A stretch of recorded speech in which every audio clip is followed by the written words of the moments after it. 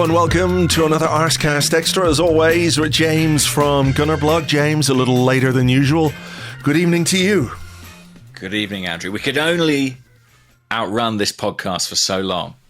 Yeah. Eventually, we had to do it. I talked you into it. You were just sitting in a corner all day, rocking back and forth, going, no, like, if I don't do the podcast, it didn't happen. Exactly. That's what I'm trying to, that's what I've been trying to convince myself. No, here we are. Here we all are. Here we all are, yes. Yeah, here we all are. We've had plenty of time to think about not just Saturday, obviously the result on Saturday, the result in the other big game of the weekend yesterday. And yeah, look, there's been a lot of reaction, I think it's fair to say. A lot of reaction. And people are feeling a lot of feelings about the game and about the season, because I think, before we get into the game itself, I think, for me anyway, going into this weekend, it was the Dumb and Dumber thing, you know. So you're telling me there's a chance. I know it was slim. It was really, really slim, but it wasn't impossible. It didn't feel impossible to me. It now feels absolutely impossible. So I think that is a pretty deflating feeling to have at the end of February. Is it any worse or better than feeling the terrible feeling on the last day of the season or in the last week of the season? I don't know. But it's still not a nice feeling, is it? No, and it leaves you with a slightly awkward sort of period to navigate, which I'm sure we'll come on to. In my mind, I'll front up. I thought we'd beat West Ham. So I expected on Saturday evening, you know, bear in mind this is coming off a midweek where Liverpool had dropped points against Aston Villa. Yeah. To be looking at a 5-point gap in the Premier League table. With Liverpool to then go to the Etihad. One of their harder remaining games. Who knows? It might have stayed 5. It might have been expanded to 6. It could, at worst, have become 8 again. So to sit here on a Monday evening looking at an 11-point gap. I mean, that's more than double what I had planned, Andrew. More than double, okay. And that's kind of crazy, that degree of swing in the space of one weekend. Did you fully expect us to beat West Ham? I did, actually. Right. I have to be honest. I won't say I took it for granted. Like, I had this terrible moment on Saturday morning where I woke up and the euphoria, the Mikel Marino-induced euphoria that I had been in for the best part of a week faded away. And I suddenly remembered the first 80 minutes against Leicester. Yeah. And bear in mind, on the Friday night, who went to Leicester? Was it Brentford? Yeah. And scored like about 17 goals or something like that. I mean, they do have quite a lot of good players and good forwards. They do. You know? It made me go, perhaps those 2 late goals against Leicester weren't quite, you know, the turning point that I imagined. So yeah, I had that wobble of, we weren't actually very good for most of the game last week. But even so, I can't lie. You know, at home to West Ham, not a good West Ham. You know, this is a West Ham that have had a really difficult season, missing some of their best players. Mm-hmm. You know, it's not a full strength West Ham. I absolutely thought we would get the 3 points. How confident were you going in? I confident. Not necessarily the word I would use, but I thought we would have enough quality with the players we had available to us to just about get it over the line. I didn't think we were going to go and hammer West Ham. No. But I did think about players like Declan Rice and Martin Odegaard, and I know there was that question about who was going to start up front, and you still have Trossard, you still have Nwaneri, who was so exciting against Leicester, and I think we've got good players in other parts of the pitch as well. You know, I was looking maybe at the fullbacks. Is that a way to really go at West Ham, and that didn't really turn out to be the case, even if maybe Ricardo Calafiori had our best moment in the first half, a kind of snapshot that the keeper saved. But yeah, I thought we would just about get it over the line.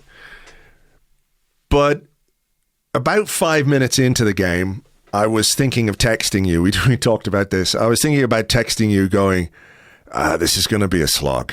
This is going to be a slog.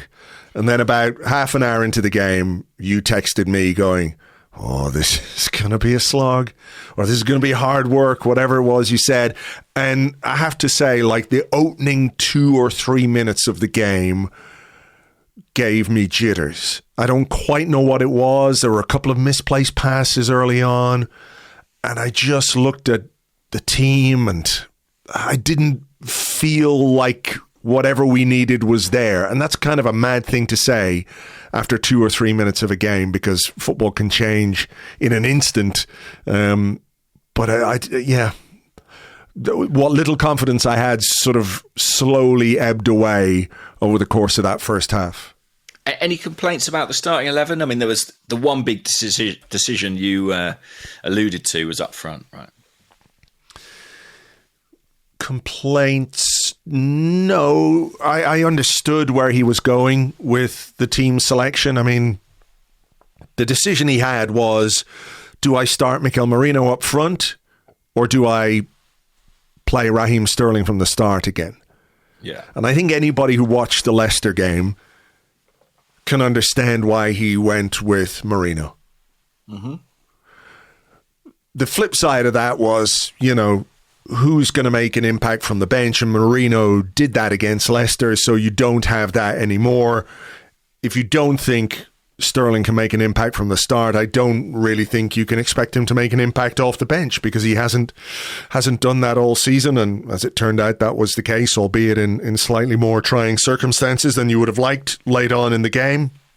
So another thing that occurs to me, I mean, hindsight's 2020, right? But who was our other impactful substitute against Leicester? It was Calafiori, who changed the dynamic a little bit at left back, and I think is maybe more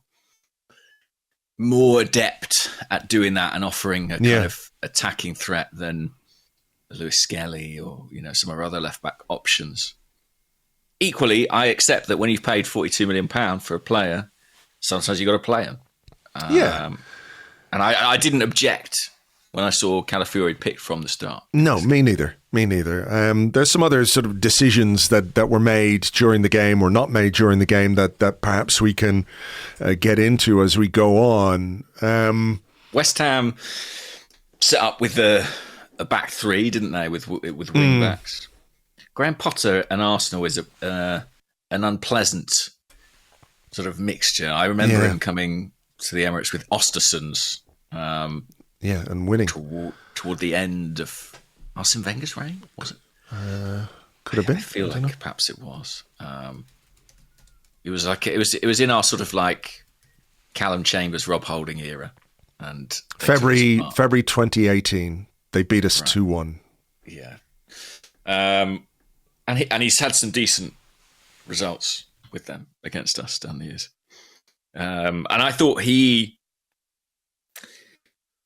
I thought he got a lot right, I have to say. I thought West Ham were really well set up. They defended very stoutly. They broke really well. And we didn't do enough to disrupt them from their plan. That's true. There was not a lot of... Well, I mean, I think we find teams that play with a back three, back five quite difficult at the best of times. Mm-hmm. I think it has been a kind of a struggle under Mikel Arteta at times, hasn't it? But it wasn't particularly exciting stuff. It wasn't particularly incisive from us. There wasn't a lot of anything other than sort of trying to get it into a wide area and cross it into the box. I mean, it was interesting. The crowd were clearly, I think, excited about some of the new attacking elements Like, there was a couple of moments early on where Mourinho won knockdowns or won headers, and you know, you could tell the supporters were really getting behind that. And Ranieri had a few nice touches, brought a few balls out of the sky, and I could see fans were excited to see him play. But I think beyond that, it quite quickly became apparent there was sort of a lack of maybe imagination in the way Arsenal were attacking. Yeah. And at the same time that West Ham, you know, we've had teams come in and sit in and offer nothing really going forward. But I think throughout that first half, they did pose a threat at moments, and there were warning signs before they scored. You know, an almost identical chance actually, where Wan-Bissaka, who was probably the best player on the pitch, certainly in the first half, we made him look like Cafu, really. Tore forward and pulled a ball back to Jared Bowen, who probably might reflect he should have done better with that particular attempt. Yeah, that was the best chance of the game at that point. I think Souček had a header over the bar. He had another header over the bar as well. So I think the three best moments of the first half, attacking moments, came from West Ham, you know, and as I said, up the other end, there wasn't a great deal. It was like a cross to Mourinho at the back post. He couldn't quite get there. There was the Calafiori snapshot that I mentioned. Yeah. I think Odegaard took a shot, but it was like way over the bar. Way and wide. It was just, it was, not a great effort from him. And then right towards the end of the first half, they get their goal, and it's a really, really poor goal for Arsenal to concede. I presume you've looked at it lots and lots of times, like I have. Where are you sort of apportioning blame, if that's the right way to put it? Yeah, I mean, Arteta was pretty furious after the game. I think about the way in which West Ham ran off Arsenal at times. I think there's quite a lot of blame to be shared around on this one. I think Calafiori's been given a warning by Wan-Bissaka, 10 minutes earlier. He stands off him way too much. I mean, it's almost as if he's thinking, well, it's Wan-Bissaka. Do you know what I mean? He's not really an attacking player. What's he going to do? Just gives him time and space to drive forward, get that cross in. And then I think the tracking, I mean, it's actually a 1-2 between Bowen and Bissaka. Bowen's like 80 yards from goal. So we can't claim that we didn't see him coming. Declan Rice stays with him 90% of the way and seems to lose him at the last minute. And as for Thomas Partey, I still don't know what he is trying to do. I think he's moving out because is Alvarez there? Right. So he's thinking Rice has got Bowen, is he? And I'm going to step up to Alvarez. I'm guessing that's what he's thinking because he's looking at Alvarez. He has a little look. He has a little look. You're right. So he takes a half step towards Alvarez. Yeah, it feels like Rice and Gabriel kind of look at each other and don't communicate in any way. And both of them, like I think Rice might think that Gabriel is going to step back in and cover Bowen. But I think Rice gets it wrong. Rice gets it the most wrong for me. I think he can see Bowen, and I'm guessing he's maybe anticipating Bowen making a run to the near post, but Gabriel is there. I think he's got to just get the other side of Jared Bowen and stay with the run and, block him off. He doesn't even need to win a header in that situation. I think Gabriel ducks or sort of doesn't really make himself big in a situation where I think he could maybe head that. But I think if you're looking at it, one, Calafiori needs to engage Wan-Bissaka higher up the pitch. Try and make a tackle or make a free kick or give away a free kick or something. But I think for the most part, it's Rice. You can see him looking, looks, stops looking, starts ball watching, and balls in the back of the net. Yeah, I can't argue with that. And actually, Declan Rice was substituted during the second half. I've thoughts on that. Yeah. So do I, and I wonder if that's not coincidence. That the fact that he was at fault for this goal and the fact that he came off, that feels connected to me. Yeah. Well, let's get into that because that goal happens just before halftime. It's a kind of a classic bad time to concede a goal. It's a bad time to concede a goal when you're Arsenal and you're not going to win games by 2, 3, 4 goals where, you know, it could be a 1-0 that gets you over the line. 1 goal always felt like it was going to be difficult. 2, I had no idea where two goals were going to come from, and obviously that turned out to be the case.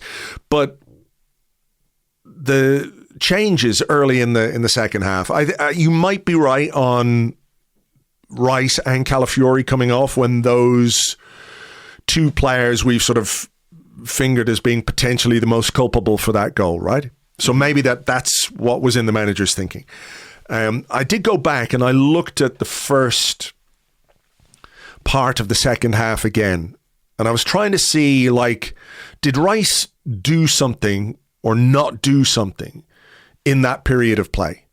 Yeah. Right? Was there something that, you know, you look at it and go, oh, I can see why now, manager's annoyed at him or whatever it might be. And there wasn't. Like, when we were out of possession, he was getting back into midfield positions. When we had possession and we're in the West Ham half, he was making runs into the box, because I think part of his job was to support Merino, was to get another body in the box. As the left 8, we want him getting in there. He did that.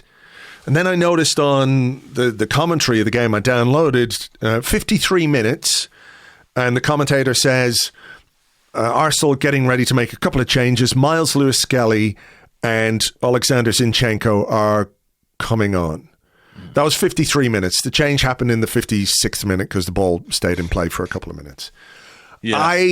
It's very early in the half. It's very early in the half. And I have to say, I found the withdrawal of Declan Rice really weird. I think it's up there with the most bizarre substitutes Mikel Arteta has ever made. I'm not saying he was playing well. He was obviously culpable for the goal. But in a game like this, it felt to me that maybe a set piece might be a way we could make a breakthrough. Mm-hmm. And his set piece delivery is so good, usually. You know, taking corners and also taking dangerous free kicks from the other side. Didn't we score a goal against Liverpool? Yeah, Merino. Merino scored against Liverpool with a Declan Rice free kick. And then to take Rice off and to replace him with Oleksandr Zinchenko in that position. Like, you're taking him off 10 minutes into the second half against his old club. And whether people think that's relevant or not, I think it is. I think it just adds an extra layer of texture or whatever you want to call it to that decision, right? Well, he's been jeered and sung about throughout the game. And it's going to hurt him to come off against West Ham 10 minutes into the second half as the club's record signing and one of our most important players. But then to replace him with Zinchenko, how many times has Mikel Arteta been asked about Oleksandr Zinchenko playing in midfield? I don't know. I've lost count, right? How many times have we been asked about it? Exactly. And we've said, maybe, but Arteta won't do it. He doesn't want to do it. Every time he's asked that question, he says, no. Like some variation of, nah, I'm not going to do that. So I think there's something to that change that doesn't sit right with me. Yeah, and this is a player in Zinchenko who Arsenal were prepared to let leave in January, you know, for the right price. And I think we've spoken all season about where he appears to be in the manager's thoughts at this time. Now, I know the crisis that we're in terms of attacking talent means you have to be creative and try something different. But I was also quite startled by that substitution. I thought there were ways, if you really do want to put Zinchenko on in a creative midfield position, you can easily keep Rice on in the holding role. And I actually think like his legs and his stamina would have been better suited to sort of being the guy who can mop everything up during that second half. Yeah. There's a little clip of Rice going off. I don't know if you've seen it on social media and just sort of sitting down on the bench and looking. And I mean, look, I don't think he played particularly well. I have to say, I don't. I agree. I don't think he did, but I just did not get that change. Yeah, I believe Arteta did say tactical. Yes, he did. He did. Yeah. and left it at that, really. But that's and that leaves us room to talk about it in this fashion. For sure, yeah. It's like saying someone's out with a back problem. You know, it covers your bases, but we can all see there's something else there. I think my listen, we don't know, but my guess is that he was raging about the tracking of runners in the first half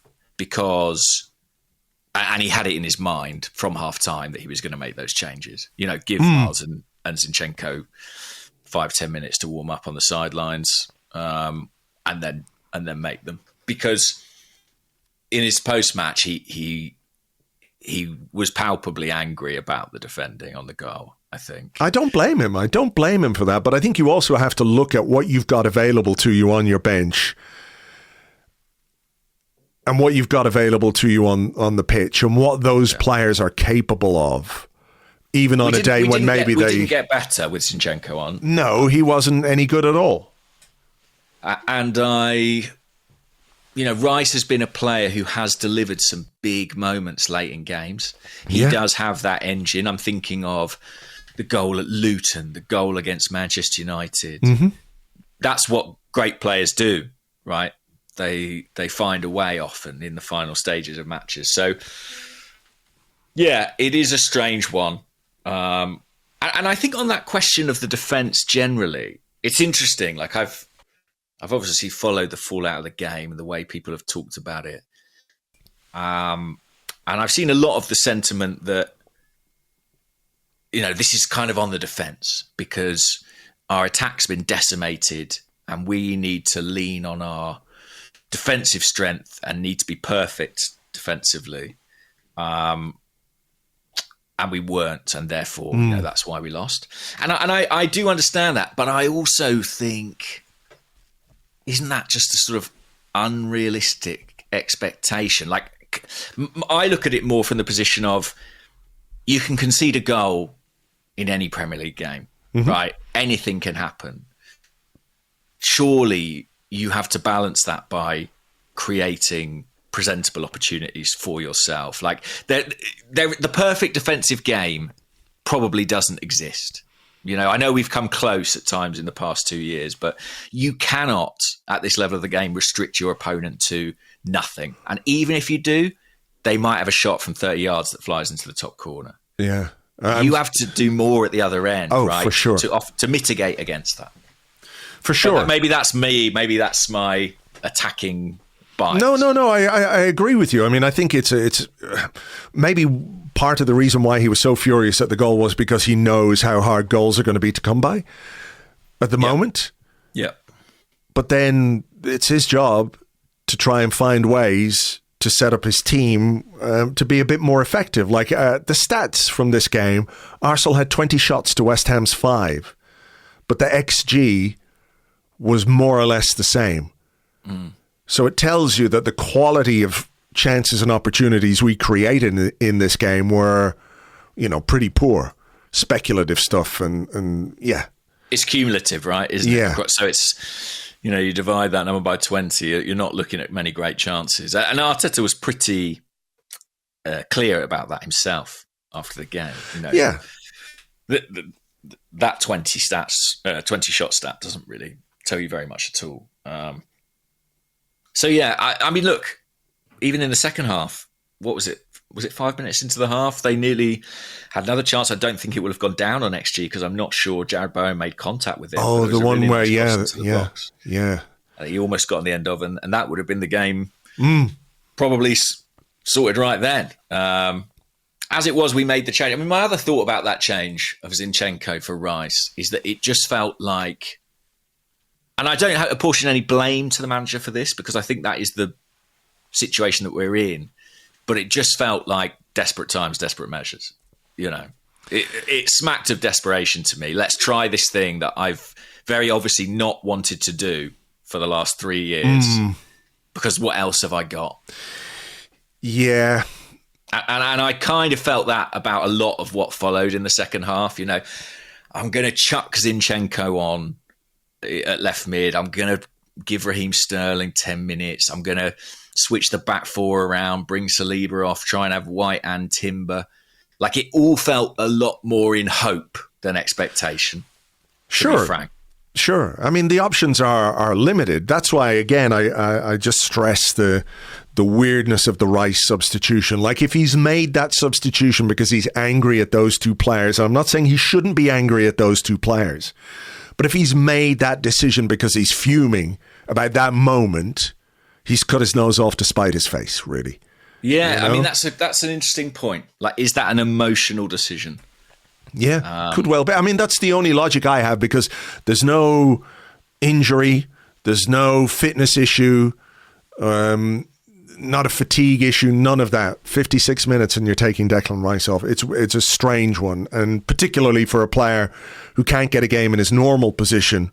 I don't know what you expect him to do playing in a position he's never played in for Arsenal. And who has no rhythm to, I mean, would it have been more sensible, even if you are going to make those changes, to play Zinchenko at left back and play Lewis-Skelly a little bit further forward, where he has operated throughout most of his youth career anyway, in midfield, and is somebody who can get on the ball and try and make things happen in a way. I mean, the only thing I can remember Zinchenko doing is firing in a cross, which went out the other side for a throw-in.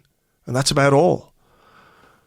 The other thing I wondered on the Rice thing, and I know we've spent a long time on it, but I wondered if, speaking of it being kind of an emotional decision, in the immediate aftermath of the game, I was like, did Mikel feel that the emotion of it being West Ham had in some way got to Rice, and that was, behind what he saw as a poor performance. Did he look particularly flustered or bothered, or? Not more. No, I don't think he did to us. I don't think he did, but I'm just trying to make sense of it, really, because like you, I did find it quite odd. Then there we go. So those two come on. Lewis-Skelly's not on the pitch that long, though. No. Came on in the 56th minute and is sent off in the 73rd minute. The foul obviously happened a couple of minutes before that. What's your take on this one? I mean, we've had some bullshit red cards this season. I can't really complain about this one at all. No, I think if David Raya's, and this is not criticism of Raya because that's where he plays, he plays high and that's part of the plan. But if he's in his own penalty area, there might be a debate around it. Kudus has got so far to go. It's difficult to call that a clear goal scoring opportunity when it's effectively on the halfway line. The fact that there is essentially an open goal in front of him, unless Raya pulls a Neto and attempts to make a save 40 yards from his own goal. Well, I mean, we saw a bit of Speedy Gonzalez from David Raya, didn't we? We did. Although I have a feeling you and I might look quick chasing down James Ward-Prowse. I loved it. I loved the tackle and the drag back, though. Don't get me wrong. But yeah, no. On a Lewis-Skelly, I mean, this is part of his game. He loves riding that contact, drawing the player in, committing them, and then pushing past them. It's not a great touch. It's probably not the time to do it when you are effectively the last man. Mm-hmm. That's very different to receiving the ball from Gabriel, in the centre circle and then taking the contact and pushing on. And I also wonder if the fact that he's new in the game, presumably he's never played against Kudus before, and maybe he just thinks, well, this will be fine, like all the others. And, it's his first big duel with an incredibly athletic guy who does really well. Like, it's a very good challenge. Outmuscles him, gets away from him, and he probably does the right thing bringing him down. But it's a red, right? It's a red, yeah. I've seen people talk about it being a foul by Kudus. I just think he's strong. Yeah, it's a challenge. The two players come together. Lewis-Skelly, we've talked about this. I think we talked about it a few weeks ago where we said, it is so impressive to see him play the way he plays, but at some point he'll probably make a bad decision or he'll get caught on the ball, and that'll be part of his development and part of his learning process. And I think this was that moment. He made the wrong decision. He got closed down. He got tackled and then made a foul. And because of, like you said, where David Raya is and where William Saliba is, he's a long way across the other side of the pitch. It's a clear goal-scoring opportunity. And like, just looking at it through the lens that I usually apply to decisions like this, what would I feel if it was Gabriel Martinelli who's hauled down on the edge or on the halfway line, for example, with the opposition goalkeeper that far out? You'd be wanting a red card all day. You would, and if a foul was awarded against Martinelli in that situation, I think you'd be very frustrated. Yes. And the thing is, for Myles, like, this is something that was always going to happen, and it's not about him now eradicating that from his game. Actually, like, what you want from him now is, what we want to see is that he still has the bravery to take people on and go into those duels, but maybe with a little bit more caution about when and where he does it. And for him personally, I hope that he can enjoy. Look, he's had an incredible few months, but the last few weeks have been pretty relentless for him, I think. Yeah, fairly full on, haven't they? Yeah. Yeah, like, he's sort of experiencing every facet of being a top flight footballer at 18 years of age. And as happy as I am for his development, and as much as I want to see more from him, I wouldn't be sorry for him to enjoy a quieter period over the coming weeks. And maybe that's management as well. You know, maybe you just say, you know, this is a lot for this kid, and he could be getting a reputation among officials and all these kinds of things that you have to be mindful of, and just slightly apply the brakes. That's not to say don't pick him, don't use him, but just maybe be a bit, exercise a bit of caution at this moment in his development. I don't think that's unfair. That left us with, you know, a bigger mountain to climb, with about 20 minutes of play to go. I think there was 8 minutes of added time. So it ended up being, you know, quite a significant period, enough time to score a goal. We had theoretically, yes, not in the universe we live in. We had 78% possession with 10 men against West Ham, who obviously were happy enough to sit and protect what they already had. I'm not saying it was easy against 11 men, but it wasn't any more difficult with 10 men. He made another couple of changes. He brought Raheem Sterling on. He brought Ben White on. Mm-hmm.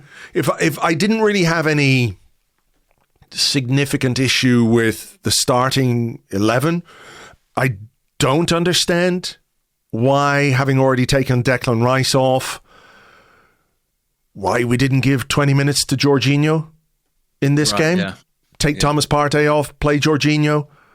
I mean, there's creativity and we can talk about that or the lack of that. But he is somebody who has the ability to find a good pass, and maybe find it from deep when you're facing a team like West Ham, who are sitting, you know, in their kind of low block, if you want to call it that. I didn't get that at all. Like, Partey was fine, but wasn't doing anything, you know, to make us in any way threatening from an attacking perspective. So I didn't understand that. That's something that I would have a little gripe about, to be honest, because, you know, I think if you get to the end of a game and you've tried everything that you can to change the dynamic, and if you're willing to put Zinchenko on for Rice, I don't know why you would be afraid or unwilling to put Jorginho on for Partey for 15-20 minutes just to see. Yeah, I think that's fair.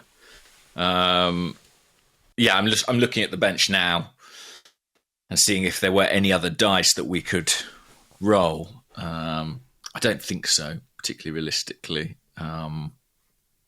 Do you think the Jorginho one would be the one that I'd point out to? Do you think if we had 11 men on the pitch going into the final 10, 15 minutes, Do you think he might have given Nathan Butler-Oyedeji a few minutes if desperate times call for desperate measures and that's all you have available to you? Is it not incumbent on you to at least try it? Do you think he would have? Just purely on the basis of he is a forward. He is a forward. We need a goal. I never thought Mikel would bring him on, I have to say, at no point in the game. Would other managers have? Perhaps so. You know, you look at...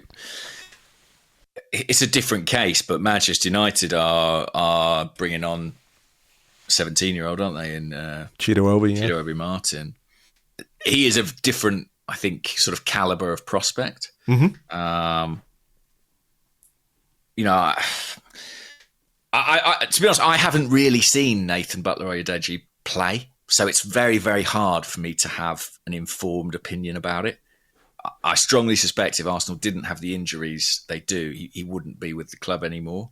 I don't think they think he is of the standard. Now, does that matter?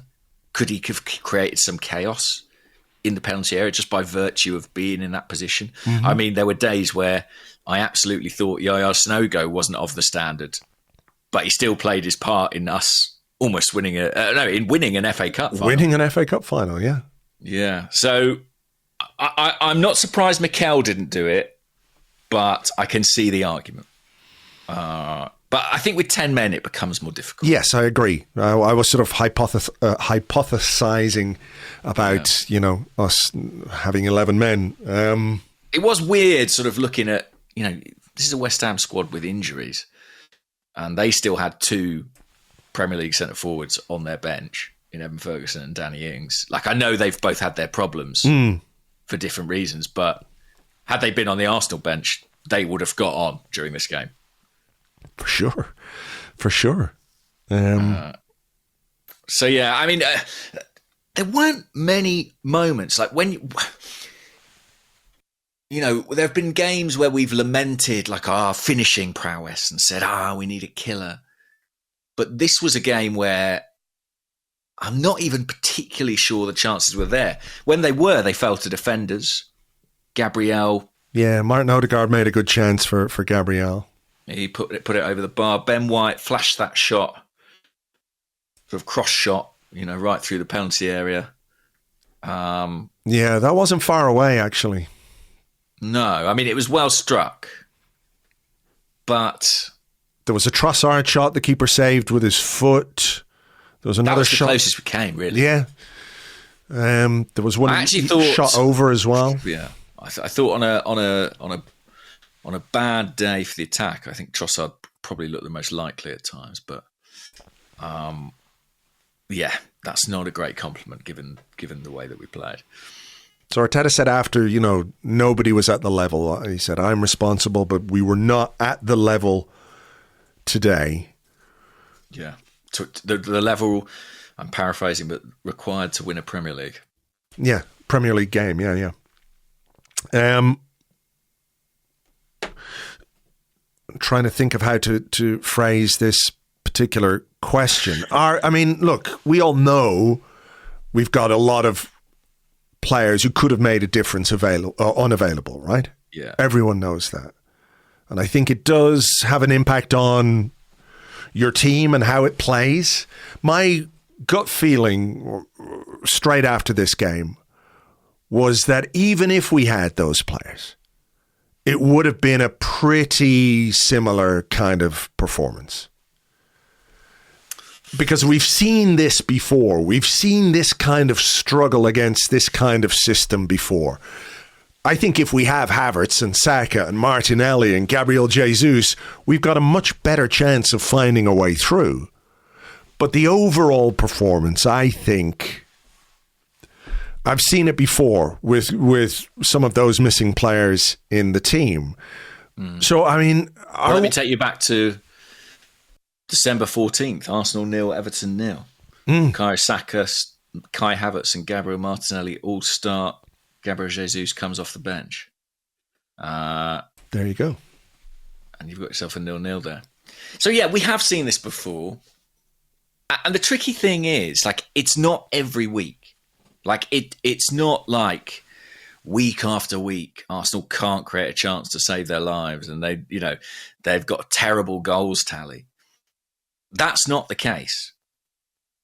But this only has to happen, I don't know, half a dozen times to completely derail a season. Yeah. And that's the reality. We can, and often like Mikel or the club will point to the goals tally figures and say, how can you say we've got issues? We score, 90 goals a year, whatever it might be. And it's like, yeah, but 1 in 6 games or whatever it is, you come up against this problem. And actually, probably over the last couple of years, that's been enough to stop you winning a league. Yeah, and you haven't really done enough to try and solve the problem. No. I mean, at the same time, I have sympathy with the coaching staff in that Arsenal are missing their 4 best attackers, right? And sure, any team would struggle under those circumstances. I liked what Mikel said after the game, where he was like, "It's not about injuries, it's not about transfers. We need to be better." I liked that, but at the same time, that's what he has to say. Sure, but that's what I was going to ask you. I was going to ask you, should we expect more from this team, even with those injuries? Or is it just too debilitating to miss those players and miss those options and miss an ability to change the dynamic of a game properly from the bench? Is it just too much without those 4 players? Or can you also say, well, we're not getting a tune out of Martin Odegaard, we're not getting a tune out of Declan Rice, we're not getting a tune really out of Leandro Trossard, Ethan Nwaneri, huge talent, but consistency at 17 is really difficult. So as brilliant as he was against Leicester, it was much more difficult for him against West Ham. Are there players in this team who, perhaps in the absence of those players, needed to step up a bit themselves? And I'm not just saying, they have to go drag us over the line and win us games, but is it unrealistic to expect a little more from them, or can we be disappointed that we didn't get, a little extra from 1 or 2 or 3 of those guys? Yeah, I think we can. I think that's totally fair and valid, and I think there are sort of debates and conversations to be had about a number of those players. I told you at the start, I turned up to this game thinking Arsenal would probably win, and I think that was a reasonable supposition given the restrictions, the limitations. That said, if you're asking me kind of out of that sort of dichotomy, where do I sit? I am maybe more in the camp of we have an attack that has been decimated by injuries and we are now suffering the consequences of that. Like, I just sort of think I've called the Saka injury in itself a season killer. And I'm like, when you add in Kai, Martinelli, Jesus, I don't know what to call that. Well, an extinction event. Yeah, exactly. Exactly. I think what at the heart of it as well is that I think there's been for a while a sort of frustration about what we have and haven't done in the market in the forward line. Right? Yeah, 100%. That's right? A big part of the way everyone feels. I think this is the first game we've lost in 16 Premier League games. But it's the game that made the title go from really, really improbable to more or less impossible, right? So that's the frustration of that, and that is the hurt of that. But sort of bubbling under for not just 6 months or whatever it is of this season, I think even last season there was an undercurrent of, are we going to get that striker? Are we going to get that forward? So that's there.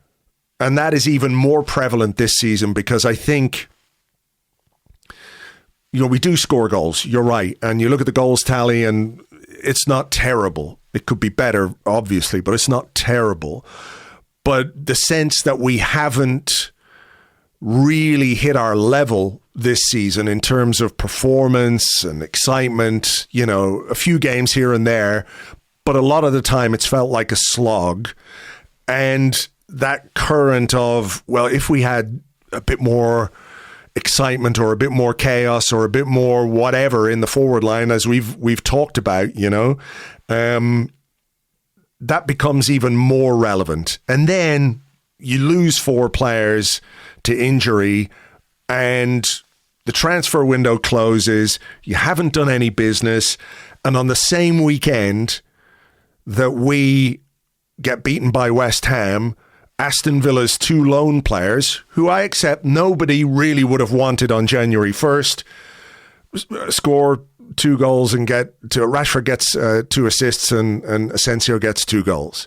And that, argument that there was nothing out there, on top of the lack of investment, on top of what people really want to see from this team as an attacking force, I think it sort of created this thermonuclear fucking fire under everything. You know what I mean?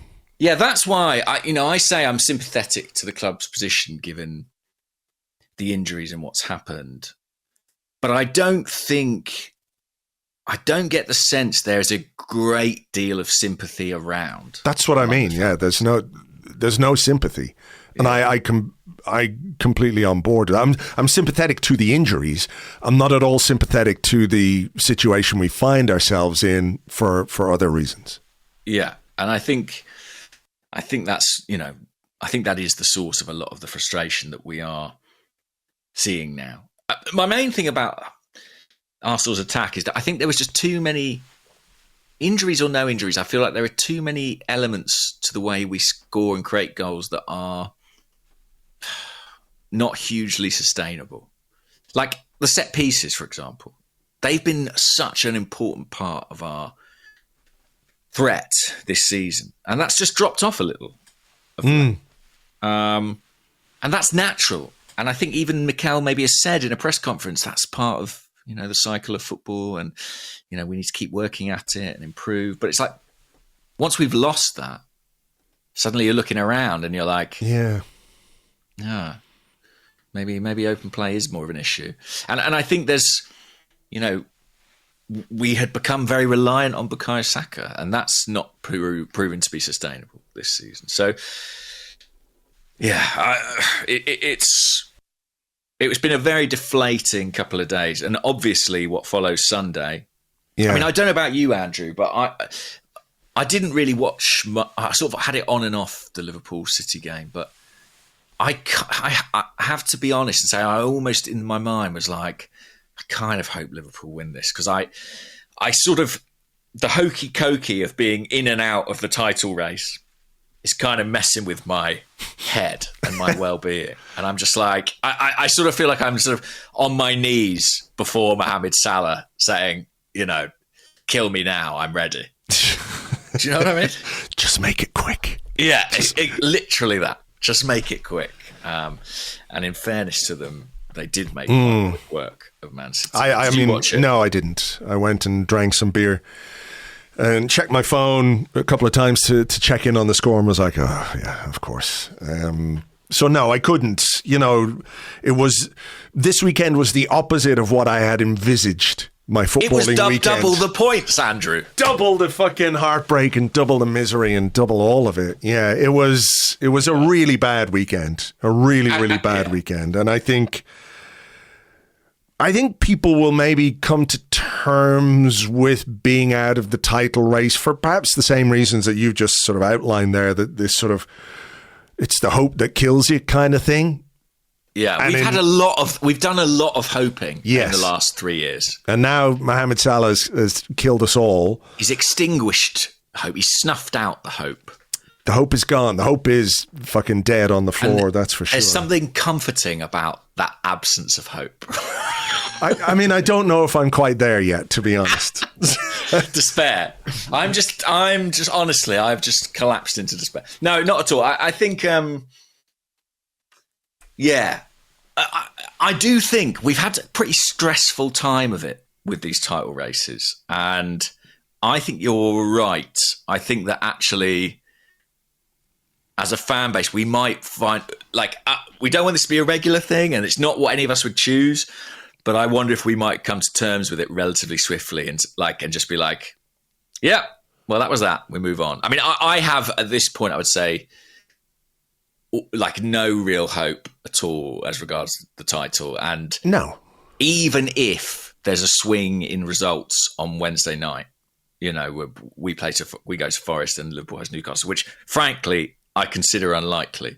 But if it does happen, I think I'm past the point of that changing much in my mind, because I just do not have the faith that we will deliver the consistently required. I don't think we're a team that's capable of that at the moment. Even if Liverpool go off the cliff, we would just sort of peer over the cliff and then lose our footing and fall over right after them. That's just what would happen, Yeah. I think that's it. And I think we all recognise that. I mean, there are some sort of broader, wider questions about, what next? I think surely those are that's valid. what part 2's for. That's what part 2 is for. So, yeah, we've got questions about that and other stuff, and maybe some individuals as well. So we'll take a little break here, and we will come back with your questions and more in part 2 right after this.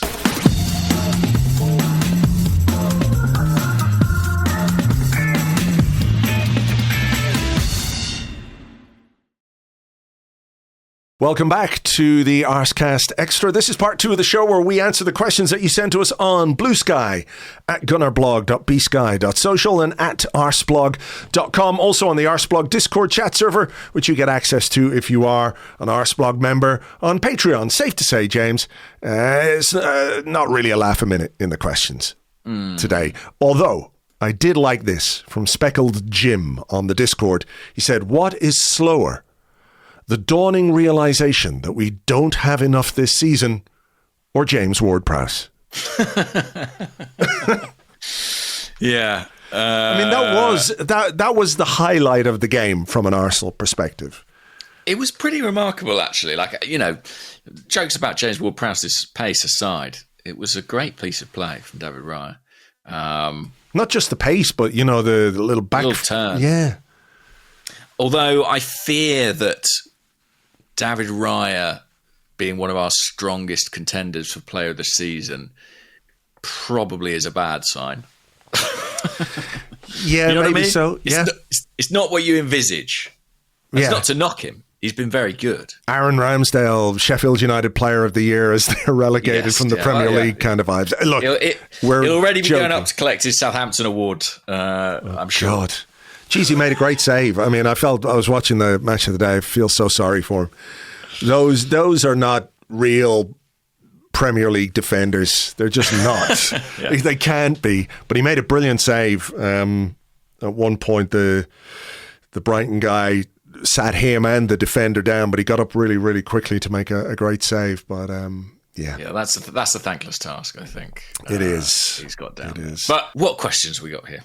All right, what about this one? And this is one that's been asked a number of times by many people, but we'll go with Nashman on the Discord.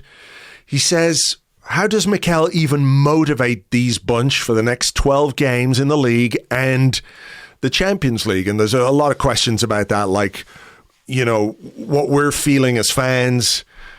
There might be a lack of motivation among fans because of where we are and what's happened and how it's transpired, and will it have an impact on the atmosphere in the stadium and ticket sales and all those kinds of things, which I think is not uncommon. But there are 12 games to go. We can't win the league. I don't think we can win the league, but we have points to play for, a lot of points to play for. Top 4 is not secure, and we have to pick ourselves up and win games. That is the job, right, for professional footballers and for managers. So, how does he contextualize where we are at the end of February and get a tune out of these players or not let them feel sorry for themselves? Yeah, it's a difficult one, isn't it? I mean, he's got a press conference tomorrow, yeah. Bright and early tomorrow, and I kind of don't know what to expect, because I don't really know what the narrative is for Arsenal in the league between now and May.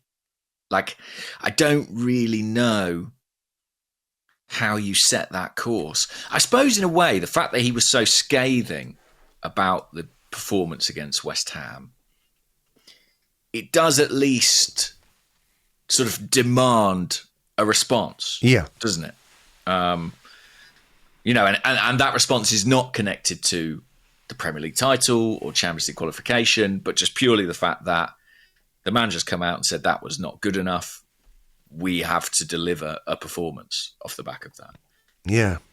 And I suspect he won't be looking much further than that at this point in time, Mikel Arteta. It's weird, isn't it? Because, we're not... I don't think we're in anything other than sort of one game at a time territory, particularly when it comes to, the players we have available to us. Yeah, absolutely.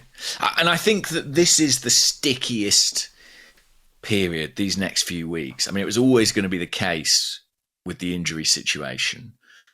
But I think with what's happened in the league, it becomes tougher still. And you get... you look a few weeks down the line, maybe we're welcoming back Gabriel Martinelli, short time after that, potentially Bukayo Saka. I think the return of those players, probably by that point in the season, I can imagine that we might be ready to sort of look forward and, see what we can get out of these players with a view to next season. And, how do Waneri and Odegaard and Saka combine? And can we get these guys on a pitch? And, what options does their availability open up in the team? Can we unlock something new in the attack? I can imagine a kind of end of season curiosity about the implications of that beyond this season. But until then, it feels pretty flat, I have to be honest. And I do expect that to have an impact on the atmosphere, on the stadium. The Emirates Stadium has been an incredibly difficult place to get tickets for. I suspect that between now and May, you might have some luck. Yeah. And at the same time, as much as I think the league is gone, we're only a fortnight away from... less than that. Is it a week away? Sorry, from the Champions League restarting. Yeah, well, that's it. We can't just drift. No, that's, like I said, that's the job. The players will know that the league, what slim chance there was, is gone, but they have a job to do in every game between now and the end of the season.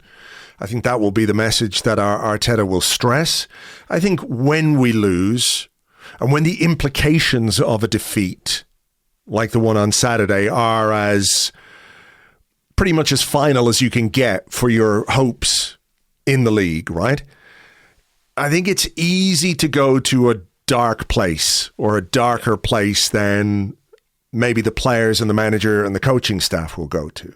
I think they'll be disappointed, and they should be disappointed, and I hope they're disappointed and they're hurt, and that professional pride and whatever else elicits the kind of response that we want to see against Nottingham Forest and takes us into the Champions League game against PSV. But I do think sometimes as fans, it's like, well, we didn't win the league this season. We've just lost to West Ham. Is everything terrible? I get it. I understand why people are disheartened. I understand why we feel like a team that can't quite get over the line. I think there are reasons for that, and maybe we can get into that. But Liverpool maybe are an example of, if you've been a good team and you have a season where things don't go as well as you would like, or where your standards drop a little bit, it doesn't have to be the end of the world. It doesn't mean you have to rip everything up and start again. You know what I mean? Definitely not. I think regret, to me, my sort of fear for this season, and I'm sure we discussed this, I can't quite remember, but my fear for this season was always going to be that what we did last season was it verged on extraordinary. You know, the winning more games than the Invincibles, scoring more goals than the Invincibles. It always felt like there might be some regression, that we might struggle to maintain that kind of consistency, right? Mm-hmm. But I don't think regression has to be fatal. If you learn from it, if you see where you can improve again, and if you can address those issues, you know, you can come back and you can use that experience and you can use the quality that got you to that level in the first place to go again. So that's kind of my coping mechanism a little bit, if that's what you want to call it at the moment, is that this season has been worse than the previous season when expectations were maybe higher. Therefore, it feels really terrible. But I don't think it means everything is falling apart. And I don't think it means that we're never going to be able to challenge for trophies again. That's kind of totally where I am. Not. And progress and development is not always linear. And we have actually experienced that within Mikel Arteta's reign already. You know, he came in and had a good 6 months and won a trophy. And then there was a pretty significant step backwards for a few months. And, you know, had there been fans in stadiums, I certainly think his job would have been called into question. But he recovered from that. Yeah. And I don't think this is a dip on that scale, but it's at least a plateau and probably a bit of a backward step in terms of performance. And so now he's got to find a way to move forward again. But that's the way it is. You know, you look at Liverpool over the past, decade, and they've experienced that themselves, But yeah, it does make for some interesting conversations between now and the end of the season. There was a question here from GS37 Guna, who said, "Morning, Jets. Keen to get your thoughts on how Arteta manages the final part of the season if we are in the latter stages of the Champions League. In the last few seasons, no game has been a dead rubber, really. Do you think Arteta will need to loosen his idea about maintaining mentality towards the end of April if we are still competing in the Champions League with no chance of the league?" Like, dare you prioritise? I mean, it depends on where you are in the league and what's happening around you. Yeah. Because I mean, we've both said we think the title is gone. What degree of concern do you have about second place being vulnerable, and how much do you think that matters? I think it matters. You want to finish as high as you can possibly finish. You don't just down tools. It's really dismaying that the title is gone and our chances of winning the title are pretty much evaporated now. But you still have games to win. You're pulling on the Arsenal shirt, the badge. You're representing the club. Finishing second in the Premier League gets you prize money, which you never know. Maybe we'll spend a bit of that money on a forward this summer. You want to finish strongly so you've got something to build on for the next season. I think it does matter. You can't just say, well, fuck it. Who cares about the league now? As well as that, I just don't know that we have the squad or the players available to us to really do anything other than just try and win each game as it comes. Fair point. We don't have... It's not like we can play all the kids, because we're playing the two kids that we have. The kids are in the team. The kids are in the team already. And, the other kid maybe isn't good enough to play, and that's kind of all we've got available to us. So I think it is important.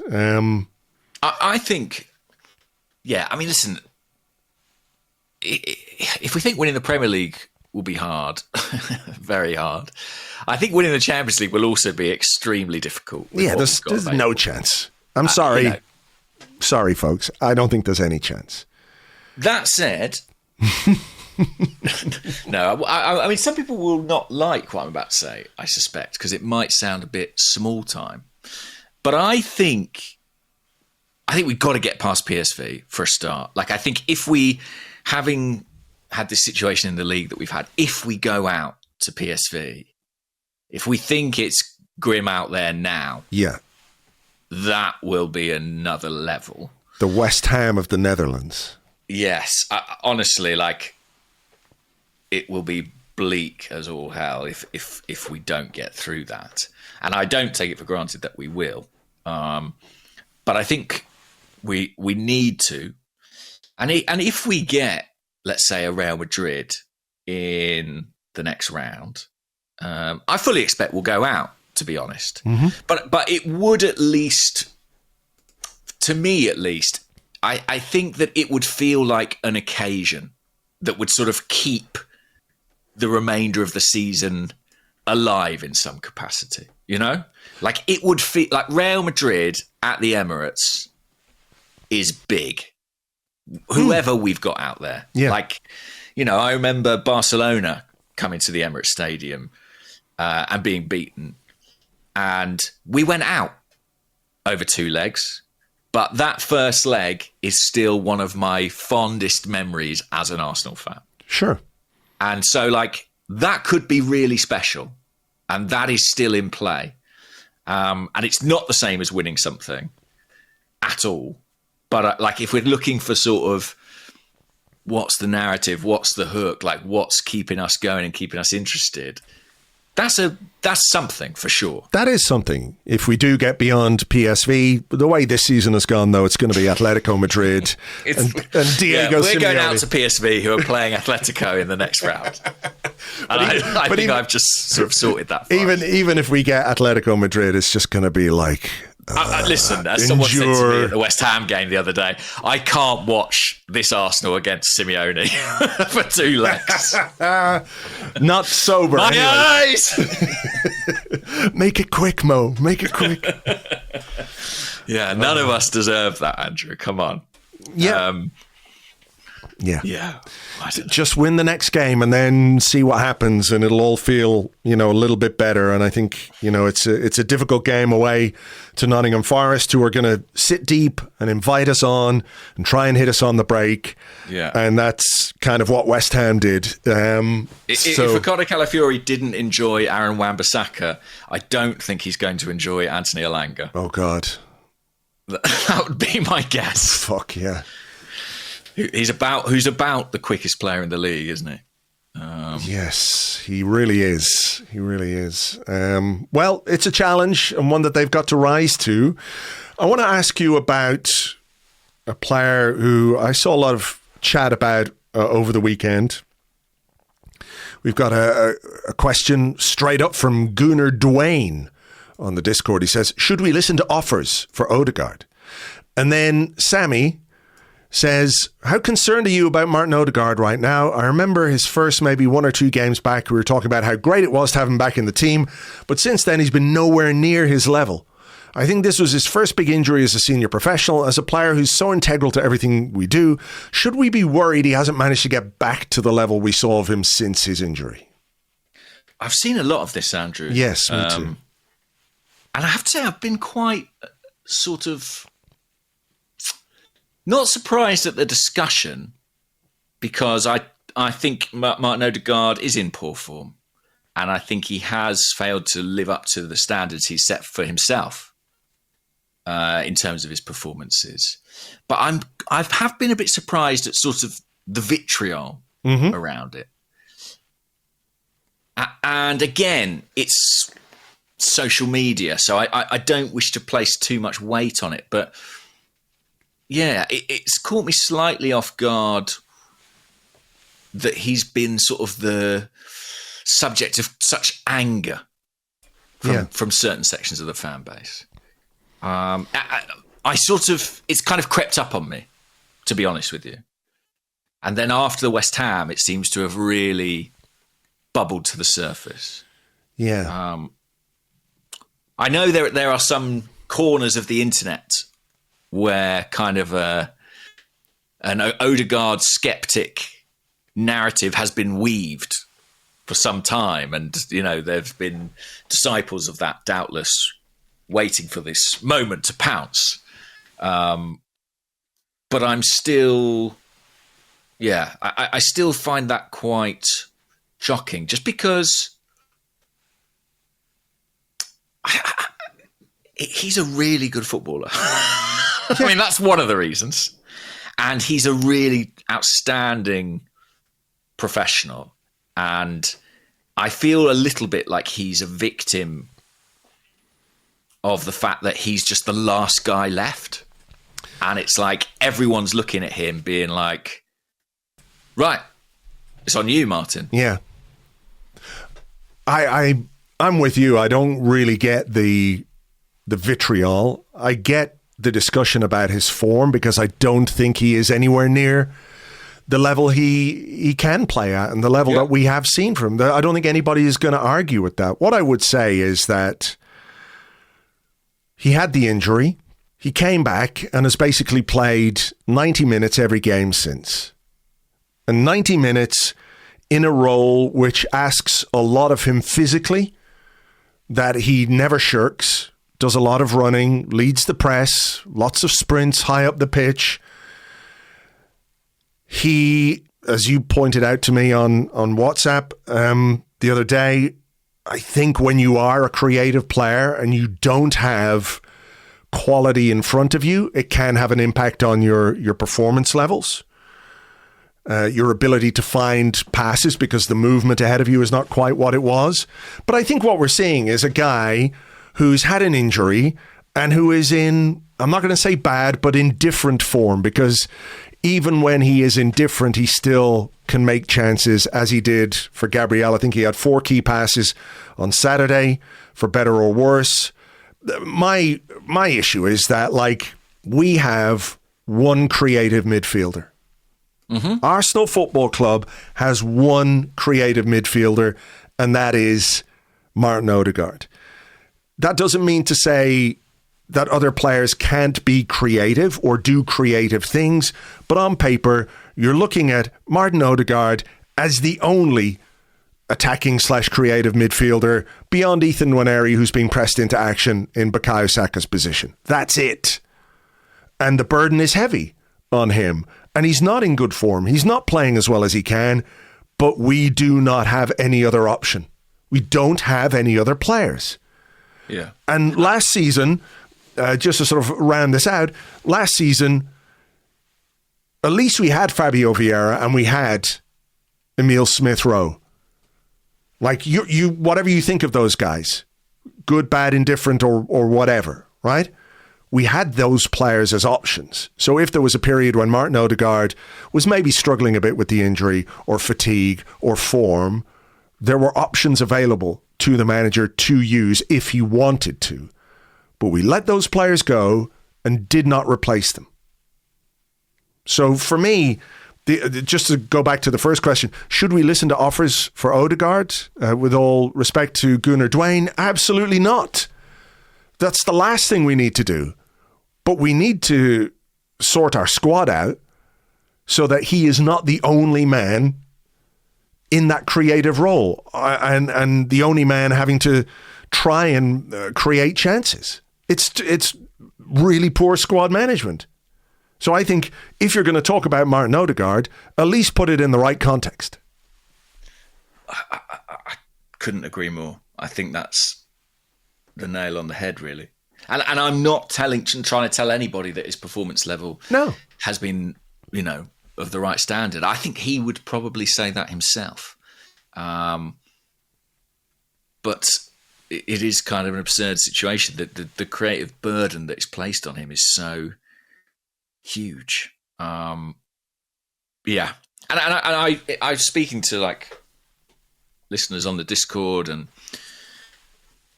trying to understand and sort of gain a handle on what exactly people sort of people's issue with Odegaard is. And something that came up is like they feel like there's maybe sort of impunity around his performances, like because he's the captain, he gets picked whatever he does. My question would be, who else? Who the hell else are you going to pick? Who else? Who else? I mean, in an ideal world, we have a squad where we can say, do you know what, Martin Odegaard is in poor form, and we leave him out. Yeah, captain or not, if you're not in good form, if there's a viable, credible option. But I think what we're seeing is A, there is no choice, and B, Mikel Arteta is hoping that by playing him, he will play his way into some form. Yeah. Yeah. And I have been very underwhelmed by his performances and his contribution. Do not get me wrong about that. I guess I see them more as a symptom than a cause. But yeah, we need more from him. Yes, for sure. And from 100%. Rice, and from Trossard, and from the experienced guys in this team. Even Marino, as an experienced guy. I'm not saying he should be, up there banging in a couple of goals a game playing a centre forward, but, experienced players like the ones we've mentioned, maybe Jorginho, if he's allowed on the pitch every now and again, those are guys we can get a bit more from. We need him on the sidelines, Andrew. That's where he's at his best. All the pointing and shouting. Yeah.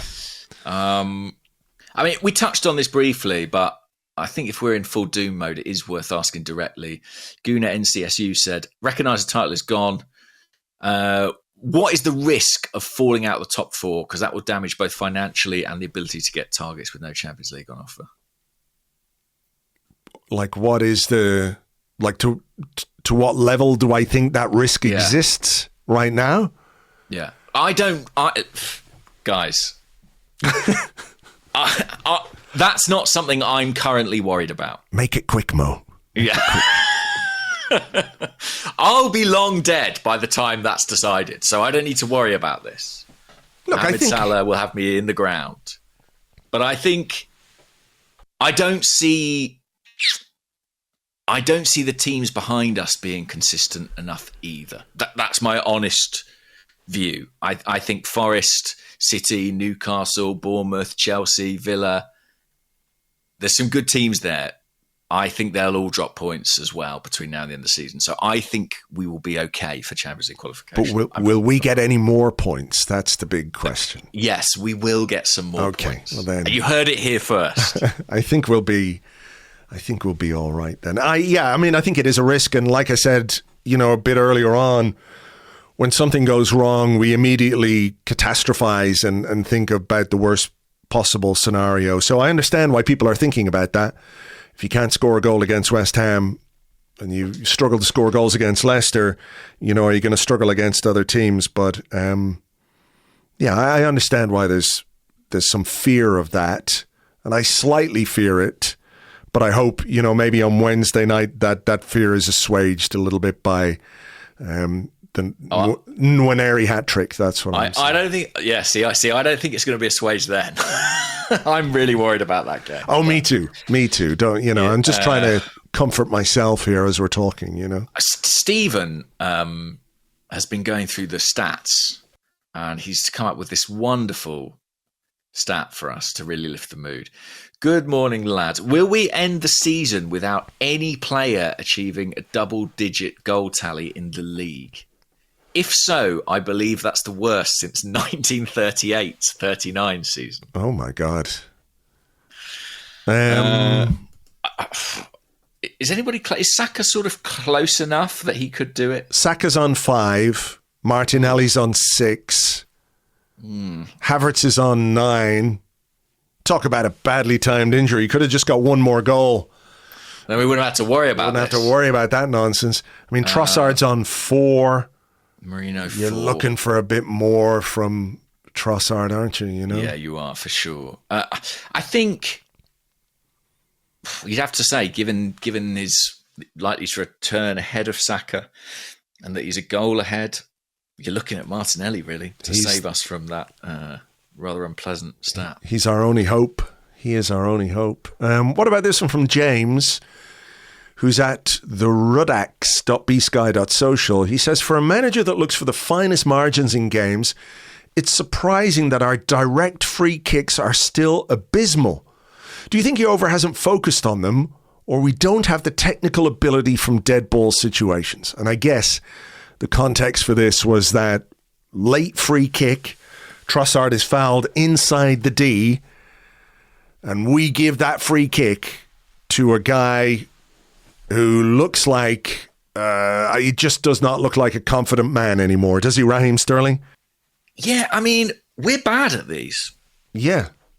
We are real bad at them. Why isn't Declan Rice? Why doesn't Declan Rice? We don't get a lot of them, it seems to me. Are they being scored as frequently in the Premier League as they used to be? No idea. Bruno Fernandes scored one at the weekend. Athletic article, doesn't it? But yeah. I feel like I grew up watching like David Beckham and Gianfranco Zola. You know what I mean? Thierry Henry, just whipping them in to the far top corner whenever they fancied. Doesn't feel like that happens week in, week out. I mean, I do watch a lot of Arsenal games, which could explain it. Yeah, I don't feel like we get a lot of those free kicks in the sort of... No. Because we're playing for corners, Andrew, if you know. But I mean, if Declan Rice can take a good corner with consistency... You know what we need? We need, every time we get a direct free kick, someone to bring a corner flag onto the pitch and pop it down where the free kick's been awarded to fool Declan Rice. Because, if you can strike a ball that well, you'd think it would make sense. Like, he's not even really taken... I can't remember him having a shot from a free kick for us. I mean, we wouldn't know on Saturday because he was off the pitch, but... No. Odegaard's taken a couple. Not very well. No, scored one at Burnley. Years ago. Is that still the last one? I feel like there might have been one since. Yeah. Maybe.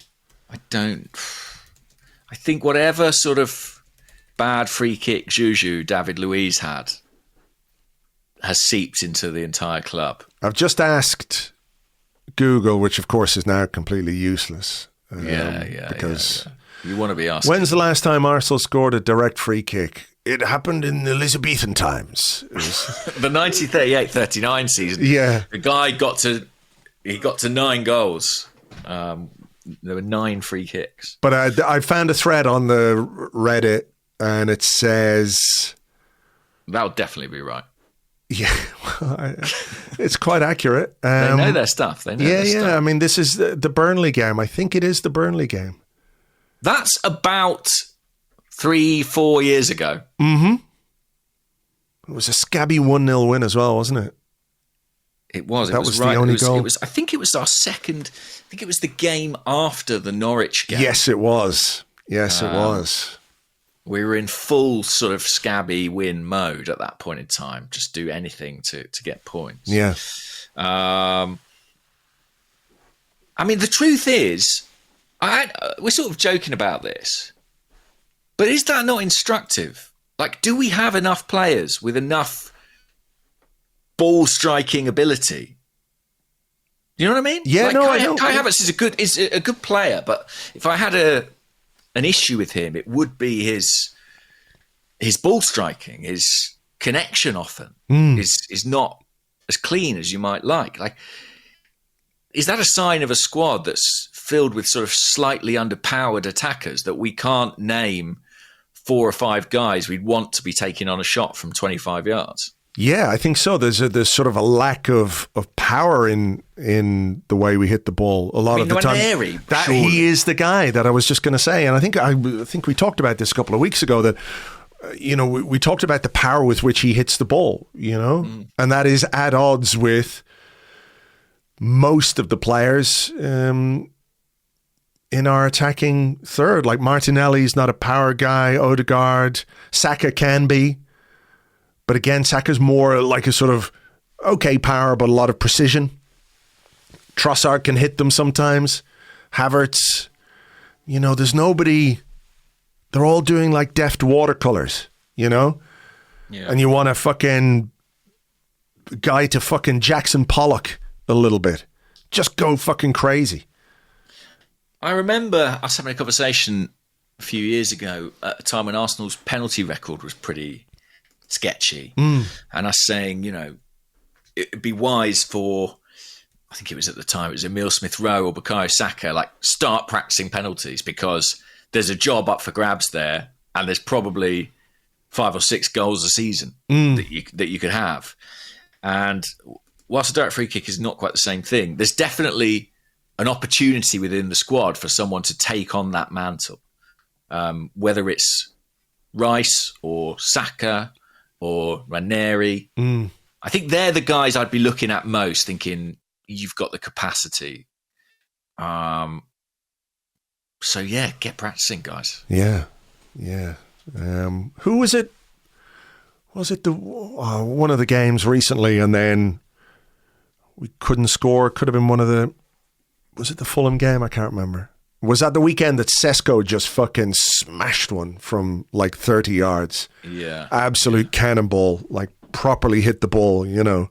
And I'm sure the highlight reels look good, and there's probably 20 of those shots go out of the ground for every one that goes in the back of the net. But, you know, there's something there. I wanted to ask you this one before we go, because it's a conversation that's come up over the weekend as well. From the Discord from Johnny Bow, he says, do you worry about the real lack of links to a replacement sporting director as we approach our biggest transfer window in years? I can't help feel that we need an experienced head to make some huge decisions that will impact our future success. And that role within the club, which I think was probably an impediment to January in one way or another, is one that I think a lot of people are looking at now as something that needs to be addressed as a matter of urgency. Yeah, it's interesting, isn't it? I think people are looking at Edu's departure a little bit differently now. At the time he left, I forget exactly what was going on, but things were kind of okay on the pitch, and I think it was possible for, the club rode it pretty effectively. But obviously now I think people looking through a different lens. And I think, I don't think it's something Arsenal would have chosen or wanted. You know, they really valued Edu and his partnership with Mikel. So I think it's definitely been a loss. In terms of what comes next, I'm not especially worried about the lack of links, because Arsenal, to be honest, I think are just conducting quite a discreet process. They're moving into the latter stages of that process, which is sort of interviews, as far as I understand it.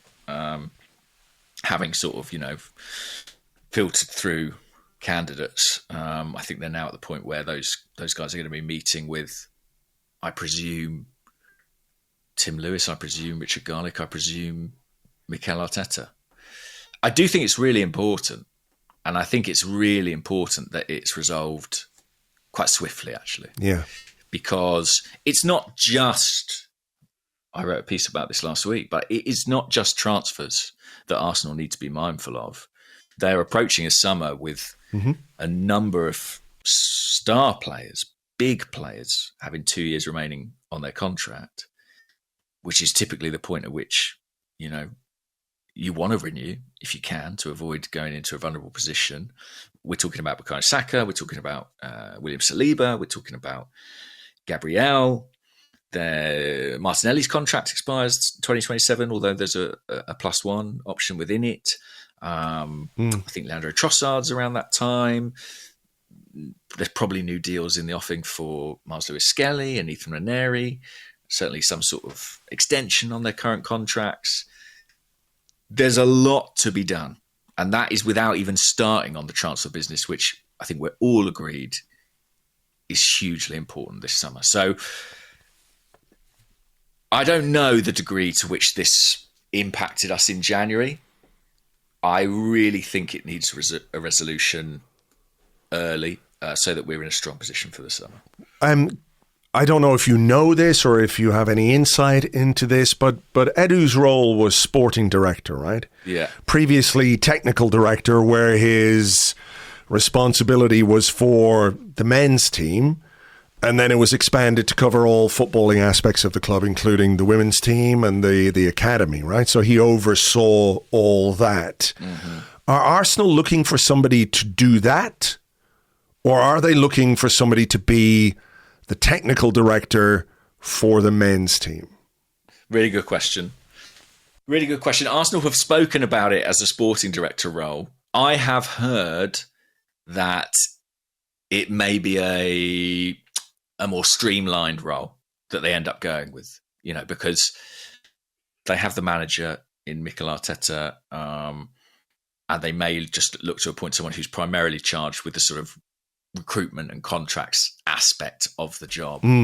I was chatting to someone the other day, and this is complete speculation on my part, but I actually think there could be room for both within the structure. I think you could, if you think about some of the names that have been referenced or talked about, somebody like a Dan Ashworth, who may be seen as damaged goods after having at Manchester United. Frankly, I think his departure from there and how wrong, which was apparently because of some of the decisions that were being made there, to be honest, I think maybe vindicates him in some respects. He could be someone who's very suited to that kind of true sporting director dimension, which is like, how do we integrate the first team and the academy? How do we further the women's team and bring them closer in line with the men's team? What's the general sporting ambition and philosophy for Arsenal Football Club? And then you could also have a technical director who would be, as Edu started out, which is like transfers, contracts, dealing with, I guess, sort of staff issues. Whether that would be Jason Ato, I don't know. I think he'll still be a strong candidate in the club's eyes, or it could be someone external. But I don't know. I can foresee a situation where something like that happens, where there's some kind of division of the role. Sure. But we wait with bated breath. I mean, what makes no sense to me is to get to May and then appoint someone brand new. No. Yeah, I think this is one where, there's a lot of work to do in the summer, but a lot of preparation to do to enable you to do that work properly in the summer. So I think we need to sort it out one way or the other. Whether that's an announcement about somebody who's going to arrive from somewhere else in June, or whether it's Jason Ato being appointed from within, I don't know. But I would like some clarity on, what's happening in that role and who is going to be responsible. Because right now, I'm not saying Arsenal don't have a figurehead or they don't have people who can do deals, but I do feel like we are missing that one guy who can maybe get a deal over the line if it's sort of in the balance. You know what I mean? Who's got the authority and who's got the charisma and all the rest of it, to be effective in that role. I think that's fair. And frankly, like, if it is to be Jason Ato, then give him the authority to actually do the job. You know what I mean? Like, no one takes the supply teacher seriously. So you've got to get that interim out of his job title. That is absolutely a brilliant analogy. It really is. So like, if he is your guy and you really believe in his talent and his ability, then give him his head, give him his title, and let him get on with it, because the sun will come around faster than you know. Yeah. All right. Well, look, we better draw a line under this one and get this podcast out to everybody. Again, apologies, it's a bit later than usual. Sorry for keeping you all waiting, but hope you enjoyed the show. You can join us on Patreon. We've got an episode of The 30 available right now, looking back at all the weekend's Premier League action. We'll preview our trip to Nottingham Forest tomorrow as well over on Patreon. You can join us for a preview podcast there. It's patreon.com/Arseblog. For now, though, folks, take it easy, and we will catch you on the next one. Bye-bye.